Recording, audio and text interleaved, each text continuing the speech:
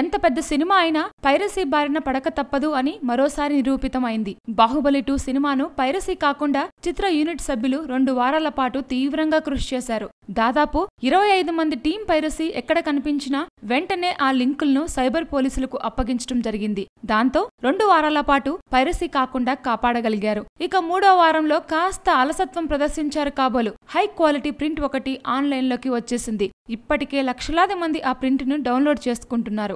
మరో వారం రోజుల పాటు సినిమా పైరసీని ఆపి ఉంటే బావుండేదని కొందరు అభిప్రాయం వ్యక్తం చేస్తున్నారు. ప్రస్తుతం ఆన్లైన్లో వచ్చిన పైరసీ ప్రింట్ హై క్వాలిటీగా ఉండడంతో సినిమా హాలుకు వెళ్లే అవసరం లేకుండానే ఇంట్లోనే హోమ్ థియేటర్ బాక్సుల్లో అదే క్వాలిటీతో చూసే అవకాశం వచ్చింది. దాంతో ఇంకా సినిమా చూడని వారు థియేటర్లలో కాకుండా ఇంట్లోనే చూసేందుకు ప్రాముఖ్యత ఇస్తున్నారు. పైరసీ కాకుండా ఉంటే మరికొన్ని కోట్లు వచ్చేవి. కానీ పైరసీ వల్ల బాహుబలి 2 కలెక్షన్స్ తగ్గుముఖం పట్టాయి. ఇప్పటికే 1400 కోట్లను వసూలు చేసిన బాహుబలి 2కు జరిగే నష్టం ఏమీ లేదు. కానీ ఇలా చిన్న సినిమాలకు కూడా జరిగితే తీవ్ర నష్టాలు తప్పవు. అందుకే పైరసీపై ప్రభుత్వాలు కఠినంగా వ్యవహరించాలని సినీ వర్గాల వారు కోరుకుంటున్నారు. Please subscribe. Hi, it's me Purna. Please subscribe.